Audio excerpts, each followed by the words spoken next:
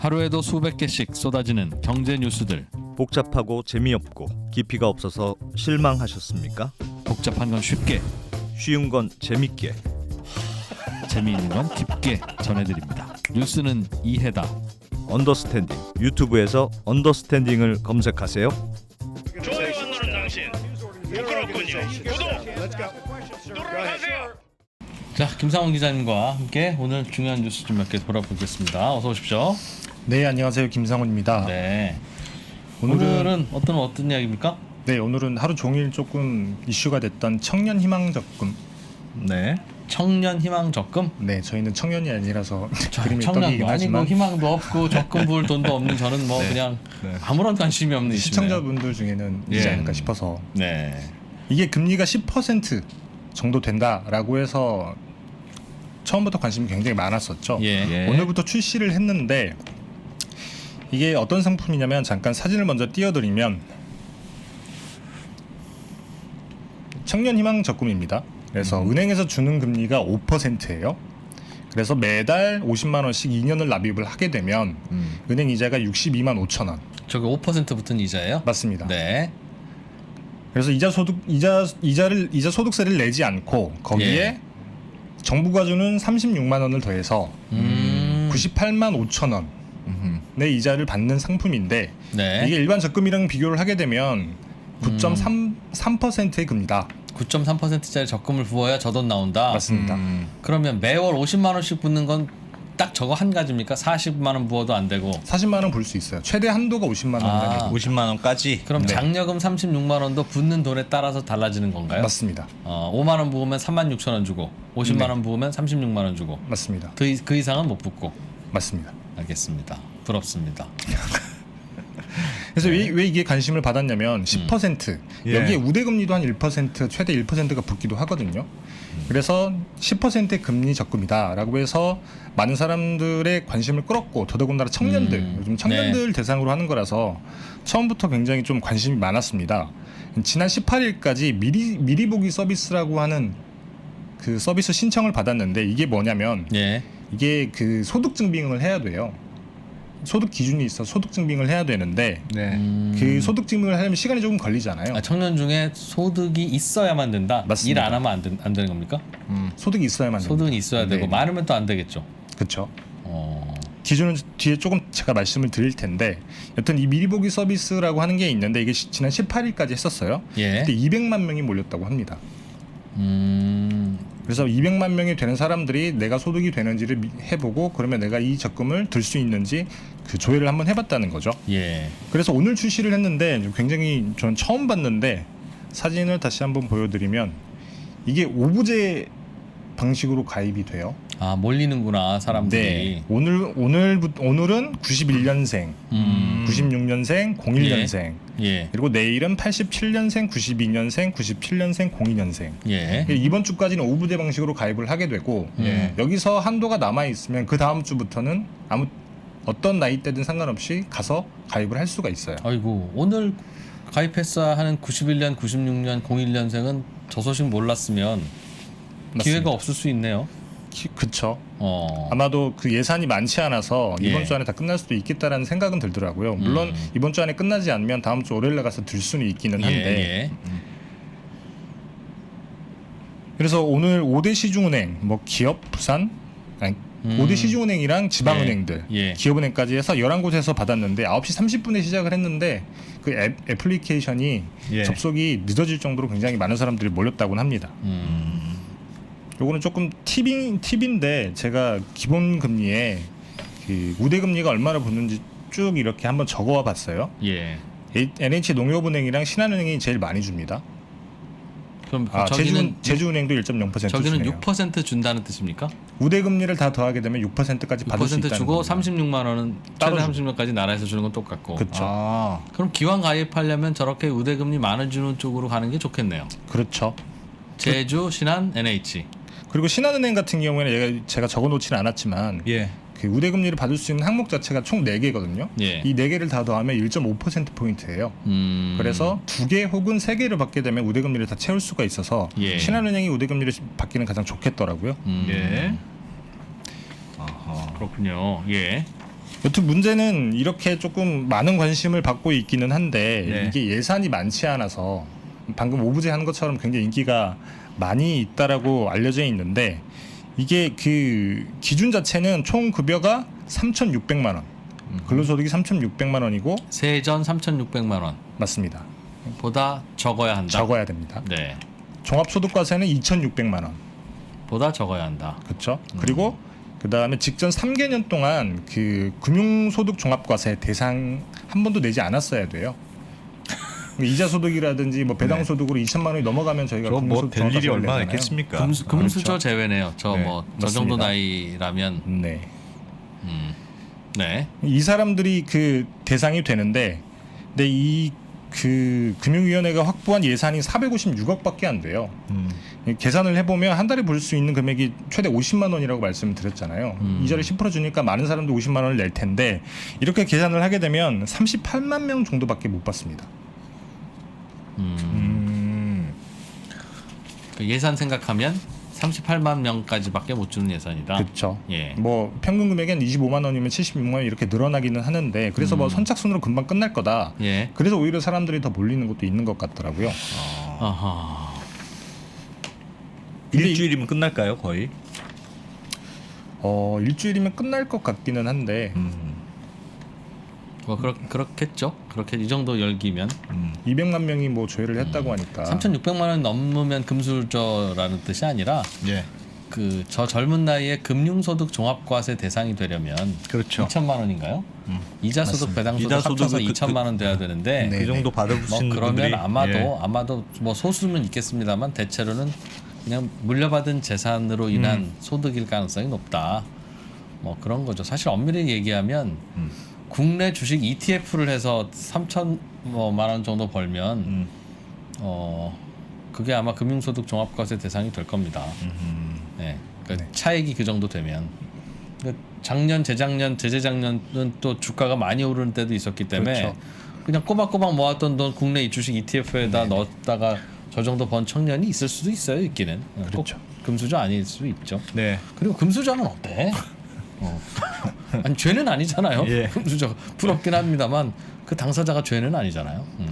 어쨌든 네. 어쨌든 여튼 뭐 관심은 많이 받고 있긴 하지만 첫 번째 논란 포인트가 너무 예산이 적다. 이 부분은 지금 금융위가 기재부랑 같이 협의를 하고 있는데 이번에 추경 예산안 편성을 하고 있잖아요. 예. 그 추경 예산안에 아마 조금 그 더 확대하는 예산이 포함이 되지 않을까. 물론 뭐 칼자루는 기재부가 쥐고 있어서 어떻게 될지 모르기는 하지만 그게 되면 이번에 다 끝난다고 하더라도 또 한 번 상품이 출시가 될 수는 있습니다. 그리고 두 번째 포인트가 조금 논란이 되고 있는데 이게 지금 2월이니까 지난해 소득이 얼마인지 알 수가 없잖아요. 네. 보통 그 소득은 7월 달에 다 확정이 되는데 네. 근로소득도 있고 뭐 사업소득도 있고 하니까 7월까지 기다리지 않고 3월에 출시를 한 거예요. 네. 금융위가. 그래서 그 기준이 되는 근로소득이 2020년도 소득이 기준이 작년 됩니다. 소득으로 할 수는 없고 재작년, 작년 소득이 아직 안 재작년 나왔으니까 소득으로. 네, 맞습니다. 재작년 소득으로 하니까 헷갈리기도 하고 맞습니다. 나 작년에 소득 있었는데 왜 안 해주냐는 반문도 있고 그래서 7월에 하면 제일 좋았는데 네. 왜 7월에 안 하고 3월에 하는지는 저는 짐작은 갑니다만 말씀 안 드리겠습니다. 일단은 그래서 뭐 이런 네. 뭐 경우의 수 같은 것들이 생길 수가 있는 건데 일단 뭐 2020년도에는 그 뭐랄까 소득이 네. 기준을 넘었을 경우에 받을 수가 없는데 2021년도에는 소득 기준이 될 수가 있잖아요. 그럴 수 있죠. 이 사람들은 가입을 할 수가 없으니까 무조건 2020년 소득 기준으로만 한다는 거죠? 맞습니다. 재작년 소득, 그렇죠. 작년에 신고된. 네. 네. 근데 2020년도에 소득 기준이 돼서 가입을 했는데 2021년도 그러니까 7월에 받더니 3,600만 원을 넘었다. 그런 경우에는 이 사람은 어떻게 되느냐? 어떻게 돼요? 이 사람은 정부에서 주는 돈은 받는데 네. 그 이자 소득세 면세는 안 돼요. 그래서 한 10만 원 정도를 덜 받게 됩니다. 엥? 네? 왜요? 다시. 그러니까 2020 죄송합니다. 2020년도에 소득 기준이 돼서 예. 거기 기준이 지금 돼야지만 가입할 수 그쵸. 있어요. 예. 가입은 됐는데 네. 7월 달에 저희가 소득이 확정이 되잖아요. 세금 낼 거 다 제하고 난 다음에 예. 그걸 봤는데 2021년도 소득이 이 소득 기준을 넘어서더라. 예. 아. 그러면 이 사람은 원래는 가입을 못할 사람인데 가입을 했으니까 가입을 했으니 예. 퇴짜는 아니고 이자는 내라. 이자는 그 이자 소득세 감면받은 거는 다시 물으자. 근데 지금 2021년 소득은 정확히 알 수 없잖아요. 지금. 맞습니다. 그럼 누구를 이자를 부과해요? 7월 달 가서 그렇게 한다는 거죠. 그때 가서 어차피 2021년 소득을 보고 만기에 이자 소득을 주는 계산하는 거니까. 아. 그때 가서 만기 때 봤을 때 2021년도 소득 기준을 넘어가게 되면 그러면 예. 당신은 이자 소득세 감면받는 거는 내도록 하자. 그게 한 10만 원 정도 되더라고요. 계산을 해봤더니. 그래서 그래서 토해네. 조금이라도 좀 소득이 있는 분한테는 혜택을 덜 주자. 예산이 한정돼 있으니. 그렇죠. 그건 매우 잘하는 합리적이긴 한데 합리적인. 근데 복잡하게는 만들었네요. 그래서 사실 뭐 그럴 거면 7월 달에 하는 게 낫지 않았겠냐라고 하는 얘기가 나오는 것도 그런 것 때문인 건데 실제로 비슷한 구조의 상품이 하나 더 있기는 해요. 예. 이게 왜 그 금융위에서는 지금 이걸 그 상품을 출시했냐라고 물어보면 이게 지난해 8월에 국조실에서 87개 청년 특별 과제를 만들어서 우리가 내년에 이런 정책들을 펴겠다라고 한 게 있거든요. 예. 사진을 조금 띄워드리면 이게 그래서 청년 대상으로 하는 상품들 4개가 이때 새로 만들어졌습니다. 뭐 예. 새로 만들어졌다기보다는 원래 있던 것들을 좀 확대하고 새로 만들어진 거는 청년 희망 적금이랑 뭐 청년형 소득 공개 장기 펀드인데 청년 희망 적금이 이번에 출시를 했죠. 예.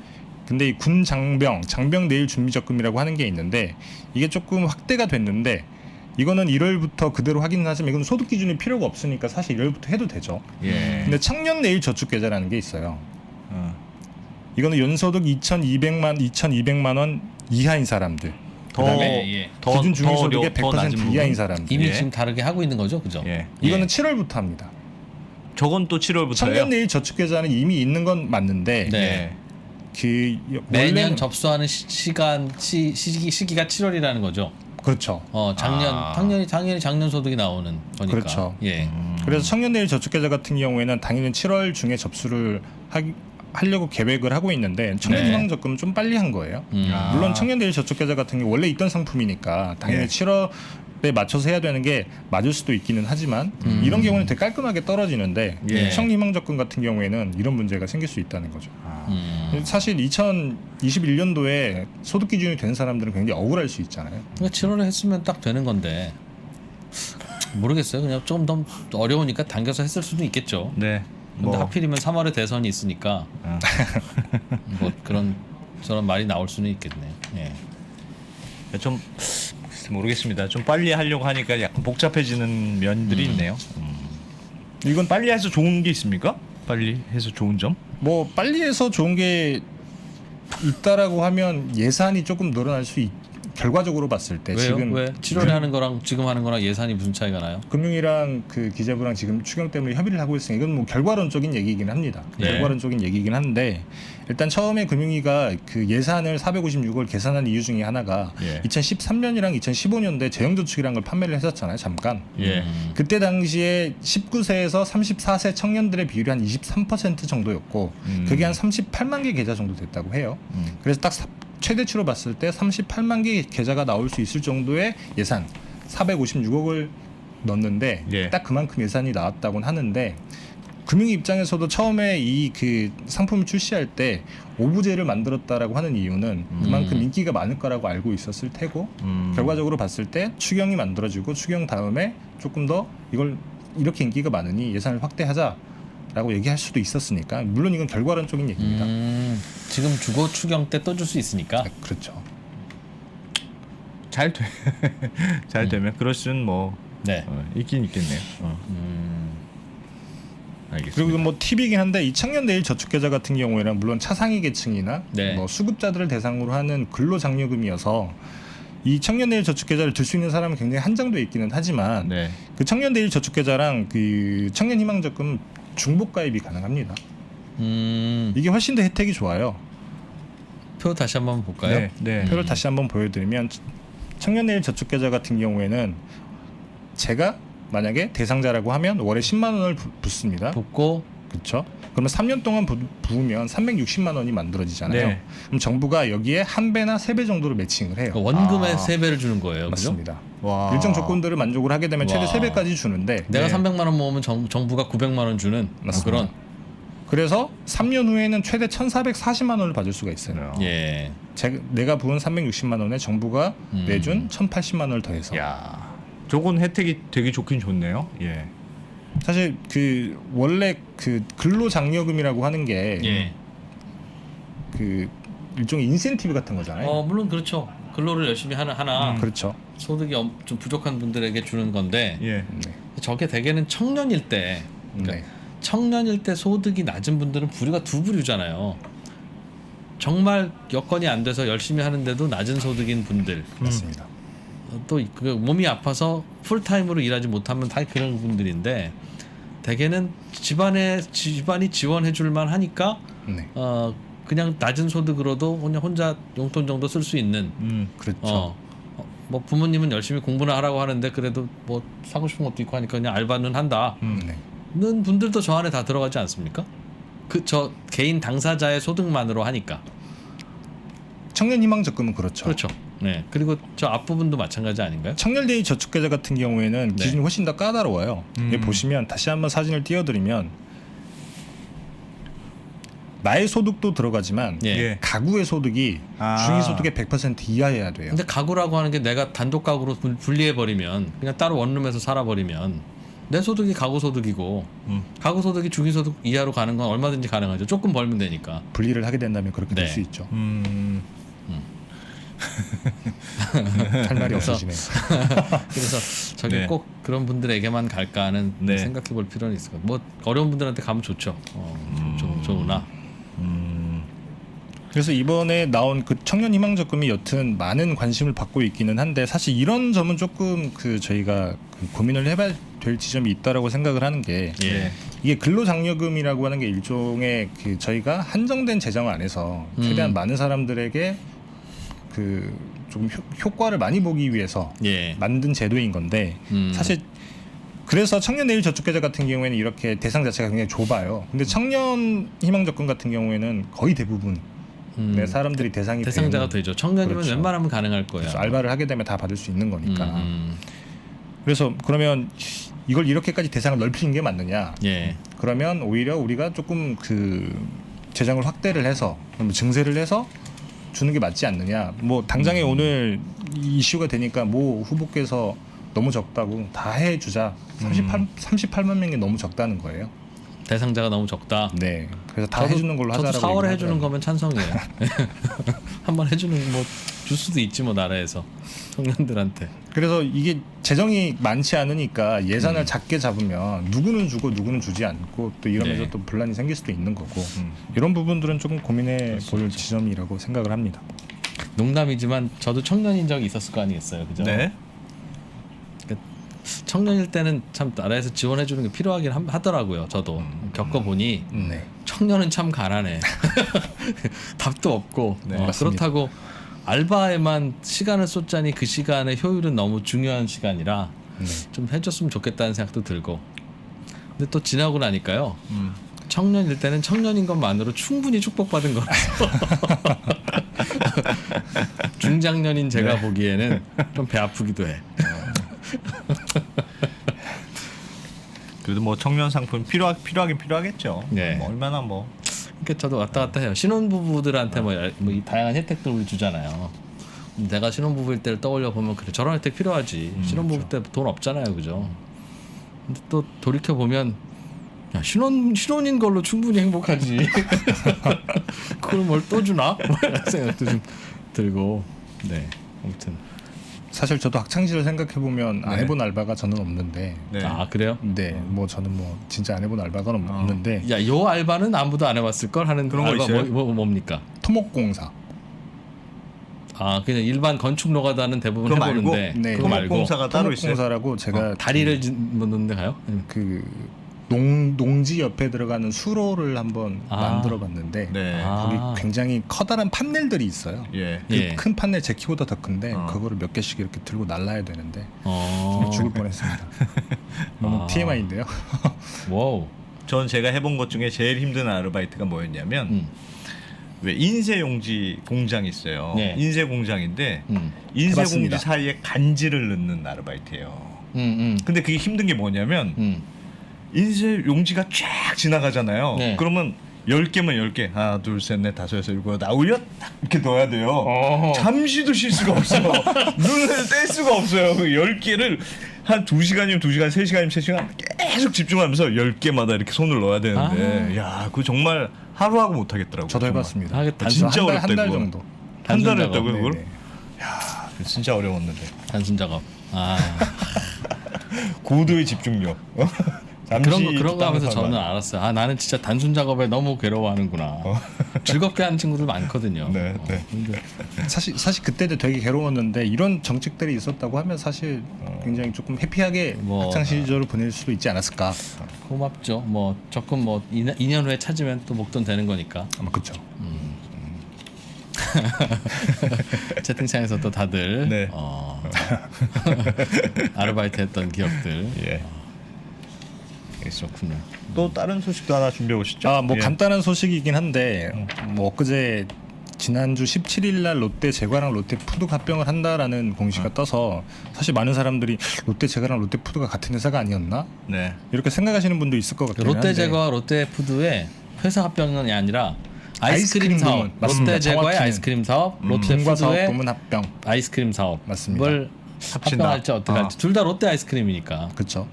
롯데 제과에서 제일 유명한 아이스크림 뭔지 혹시 아세요? 롯데 제과, 네. 월드콘. 제과는 맞습니다. 월드콘, 그럼 롯데 푸드는 뭔지 아십니까? 롯데 푸드는 부콘. 빵빠레. 돼지밥입니다. 돼지바, 그렇지, 돼지바. 빵빠레, 아우 정말. 그래서 되게 공교롭게 그날 17일 날 공시를 한 날이 네. 아이스크림 업계가 담합으로 굉장히 센 과징금을 때려 맞았을 때예요. 예. 전체 금액이 1,350억. 음. 그래서 한 2,240억씩 왔다 갔다 그냥 4개 업체가 나눠서 가져갔는데 롯데 제과가 244억, 롯데 푸드가 237억, 롯데 지주가 235억. 이렇게 해서 롯데가 총 716억 원의 과징금을 받았습니다. 예. 아이스크림 담합했다고. 그렇죠. 롯데 지주가 이상하게 껴있죠. 롯데 제과하고 분리됐으니까. 맞습니다. 예. 2017년도에 이렇게 그 지주 회사 체제로 전환을 하면서 예. 그때 롯데 제과랑 롯데 지주가 분리됐는데 분리가 이번에 됐는데 담합은 한 회사일 때 했던 했으니까. 거니까 그렇죠. 나중에 둘다 분리됐더라도 너 다 같이 맞습니다. 돈 내. 이런 거죠. 그래서 사실 롯데 제과랑 롯데 푸드가 예. 둘 다 엄청 오래된 회사예요. 롯데 네. 제과는 사실 롯데 그룹의 모태죠. 롯데 푸드 같은 경우에는 아시는 분들 많이 아시겠지만 롯데 삼강입니다. 옛날에 삼강 기업이라고 하는 걸 인수를 해서 롯데 삼강을 만들었고 네. 다 똑같이 뭐 과자도 만들고 아이스크림 만들던 회사가 따로따로 있었는데 네. 그 회사가 한 40년 가까이 따로따로 있다가 이제서야 합병을 한다고 해서 아니 왜 이제서야 합병을 할까 해서 제가 한번 이유를 찾아봤어요. 둘 다 롯데 아이스크림인데 그렇죠. 40년 동안. 왜 롯데 제과와 롯데 푸드, 롯데 삼강이 네. 따로 롯데 아이스크림을 만들어서 했을까? 그렇죠. 근데 사실 왜 이제 와서 합병을 하느냐. 또 이유가 있는 게 잠깐 사진을 먼저 보여드리면 예. 아, 지금 뭐야? 이거는 자세히 보실 필요는 없어요. 그냥 느낌만 아시면 되는데 네. 이게 2015년도에 롯데의 지배구조입니다. 와. 이게 한 어마어마하구나. 일간지에 제목을 이렇게 달았었어요. 거미도 놀란 롯데의 지배구조. 이게 너무 촘촘하고 얽혀 있어가지고. 예. 근데 당시에 롯데 제과, 거기가 롯데 제과예요? 네, 그 롯데 푸드 이렇게 돼 있는데 롯데 제과가 거느리고 있었던 뭐 자회사라고 하면 자회사가 뭐 롯데 쇼핑, 롯데 알미늄, 롯데 자이언츠, 롯데닷컴, 뭐 롯데 예. 인천개발, 롯데 푸드 지분도 가지고 있었고 예. 롯데 푸드도 마찬가지예요. 모 회사가 그 지분을 가지고 있는 계열사들이 엄청 많았던 거예요. 그래서 이 두 회사가 사실 합병하기 굉장히 어려운 거죠. 아이스크림 사업만 합병하더라도 네, 굉장히 많은 이해관계자들이 있어서 지분을 막 이렇게 바꿔야 되잖아요. 그렇다고 돈을 쓰기는 뭐하고. 그래서 당시에 그 순환 출자고리가 416개였다고 해요. 네. 근데 이걸 2017년도에 지배구조 개편을 하면서 네. 롯데 제과를 중심으로 롯데 지주를 만들고 이제 그러면서 정리가 많이 된 거죠. 예. 그래서 이게 2018년 기준으로 봤을 때 조금 정리가 된 건데 그럼에도 불구하고 굉장히 복잡합니다. 와. 이때까지만 해도 순환 출자를 해결하지 못했었던 상황이거든요. 예. 그리고 이게 최근의 지배구조인데 굉장히 깔끔하게 변했죠. 이거는 롯데 지주가 어디 있어요? 롯데 지주가 여기 있습니다. 아. 롯데 지주가 여기 있고 여기가 롯데 푸드 있고 네. 그다음에 롯데 제과가 여기에 있어요. 아. 그래서 복잡하네요. 이제는 지분 합병을 하더라도 이해관계자가 그렇게 많지 않아서 깔끔하게 합병을 할 수 있는 상황이 이제서야 된 거죠. 그나마 조금 정리가 됐다. 그렇죠. 그리고 굳이 안 해도 됐을 수도 있는데 최근에 2020년도에 빙그레가 만년 2등이거든요. 예. 롯데 제과에 이어서 만년 2등인데 빙그레가 롯데 제과를 잡았어요. 그 혜태 제과의 아이스크림 사업 부분을 인수를 하면서 네. 혜태 제과 아이스크림 사업 부분이 빙그레의 100% 자회사거든요. 회사가 뭐 따로따로 이렇게 시장은 돼 있긴 하지만 100% 예. 자회사라서 예. 한 40.7% 정도? 그래서 그 혜태저가 인수할 때 예. 순자산 가액보다 더 많은 돈을 주고 인수해서 그게 이제 영업권으로 남기도 하고 네. 아닙니다. 그런 거 있습니다. PPA라고 김기찬 잘 모르실 건데 저는 그런 거 있습니다. 네. 아무튼 좀 재밌는 거는 그 이번에 그 담합 적발이 됐잖아요. 예. 담합 적발이 됐는데 4개 회사가 주요 대상인 건데 그 중에 그 검찰에 고발되지 않은 2개 회사가 롯데 제과랑 혜태 제과예요. 네. 아 공정위가 이번 담합을 과징금을 과징금을 매기고 검찰 고발도 하는데 고발을 했는데 예. 검찰에 고발하지 않는 2개 회사가 롯데 제과하고 혜태 제과. 네. 그래서 많은 사람들이 쟤네가 자진 신고한 거 아니냐라고 이렇게 해석을 하고 있는데 네. 뭐 실제로 그랬다고 하면 혜태 네. 제과 같은 경우에는 아이스크림 사업 부분을 팔고 본인들이 과징금을 때려 맞을 텐데 예. 그러면 나는 자신감을 받아야겠죠. 그래서 신고를 했을 수도 있는 거고 아이스크림 사업 부분을 이미 팔았는데 그걸로 과징금을 맞으면 굉장히 예. 억울할 수 있잖아요. 예. 뭐 사실 빙그레 입장에서는 뒤통수를 맞았다고도 할 수 있죠. 사실이 그렇다고 하면 근데 재밌는 거는 롯데 푸드랑 롯데 제과는 사실 한 몸이라고 봐야 되는데 한 가족이니까. 예. 근데 롯데 푸드는 검찰에 고발되고 롯데 제과는 그러면 그 말은 4개 회사 같이 담합을 했는데 누군가는 고발을 내가 먼저 가서 자진 신고했다는 뜻이잖아요. 사실 제가 담합하자고 해서 했어요. 이런 거잖아요. 그래서 나는 감면을 받은 건데 롯데 제과와 롯데 푸드는 같은 몸인데 롯데 푸드는 말 안 하고 검찰 고발 당하고 롯데 제과만 가서 저는 이렇게 하자고 해서 한 거예요. 이렇게 얘기하고 빠져나갔다. 그랬을 수 있다는 거죠. 이게 첫 번째로 신고를 그래서 하게 얼른 되면 합병해야 되겠네. 야 너희는 왜 따로 놀았어? 그러니까 저희는 다른 회사인데요. 그러니까, 뭐야? 그러니까 빙그레도 혜태랑 인수했는데 빙그레가 혜태를 인수했는데 혜태만 그쵸. 빠져나가고 빙그레는 검찰 고발이 됐네요. 그러고 보니까. 혜태 제과는 따로 있으니까 예. 혜태 아이스크림 사업부만 떼서 판 거잖아요. 네. 그래서 혜태 같은 경우에는 본인들이 맞지 않으려면 당연히 자진 신고를 해야만 과징금을 하나도 내지 않는 되게 웃긴 상황이 된 거죠. 뭐 어디든 그런데 공정위가 과징금 면제해 주는 건 이해가 되는데 예. 먼저 고자질한 친구들은 현상금 줄게 네. 해. 근데 검찰 고발은 그것까지도 봐주는 건 좀 그렇지 않습니까? 모르겠네. 그거까지 봐줘요. 원래는 1순위로 오면 네. 과징금도 하나도 안 내고 검찰 고발도 안 내고. 안 내고 2순위면 잘하면 훈장 주겠습니다. 이게 두 번째면 과징금 50%로 줄어들거든요. 네. 야. 그래서 그러니까. 사실 담합이라고 하는 게 굉장히 적발하기 힘든 거라서 이 제도를 활용하지 않으면 적발하기가 굉장히 어려웠다고 얘기를 한 차례 공정위 출입할 때 얘기를 그렇게 해주더라고요. 예. 그럼 너무 쉽잖아. 알겠습니다. 맞습니다. 그런 일이 있었군요. 아무튼 아니 아이스크림은 담합을 안 할 수가 없을 것 같고 자꾸 하려고 하는데 예. 공정의 과징금도 받고 하니까 사실 아이스크림 시장은 시장이 줄어들고 있는 추세여가지고 한 회사면 우리들이 회의해도 예. 담합이 아니니까. 근데 요즘에 아이스크림 시장이 갑자기 커지고 있어요. 예. 그 동네마다 그 아이스크림 뭐 무인하는 데도 있고 유인하는 데도 있습니다만 아이스크림 전문점 있죠. 들어가면 아이스크림 통만 한 너댓 개 있는데 네. 그 안에 모든 아이스크림이 거의 다 들어있는. 거기에도 롯데만 있고 빙그레 없거나 빙그레만 있고 롯데 없고 그런 데도 있더군요. 어쨌든 네. 그런 게 진짜 굉장히 많이 늘어났대요. 한 6천 개? 아이스크림 전문점. 네. 6천 개니까 꽤 많이 늘어난 거죠. 그러니까 네. 전국에 약국이 한 2만 개 있으니까 그 아이스크림 전문점도 꽤 많이 늘어난 거예요. 거기는 가면 사람들이 괜히 안 먹어도 될 아이스크림 막 10개씩 사고 막 아이스크림을? 그런데요. 네. 한번 간 김에 싸니까. 싸니까.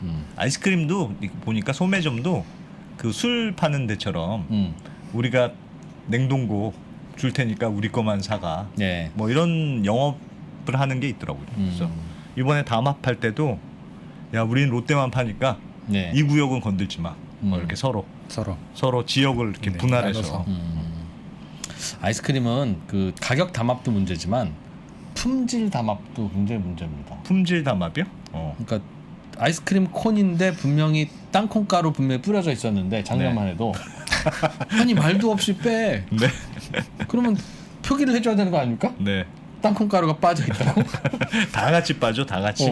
아니면 처음부터 넣지 말아서 이거는 땅콩가루 없구나. 네. 이따가 빼는 건 이건 이상. 그래 안 되지. 그래놓고 그럼. 똑같이 브라보콘이라고 팔면 그럼 안 되지. 어쩌자는 겁니까? 그럼? 네. 2% 안 나오면서 백브리핑이라고 해도 되겠어요? 괜찮대. 더 좋대. 아이, 진짜. 아무튼 네.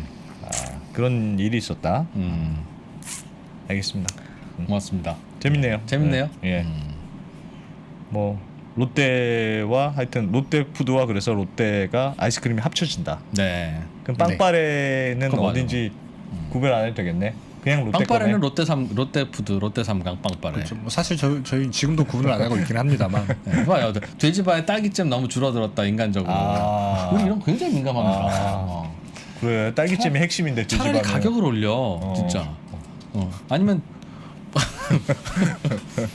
빵 뭐 돼지밥 블랙 이런 걸 따로 만들어서 그 원래 품질 좀 유지합시다. 제발 좀. 네. 네. 김상훈 기자였습니다. 고맙습니다. 고맙습니다. 네, 감사합니다. 다들 아시겠지만 버는 것은 두 번째입니다. 지키는 것이 첫 번째이고 예전엔 답이 있었으니까 그냥 그대로 하면 되지만 이제는 구조를 스스로 짜셔야 됩니다. 기존의 방식으로 세상을 볼 수가 없어진 겁니다. 약세장에서 더 강해지는 오종태의 특급 솔루션. 주가를 결정하는 8가지 변수.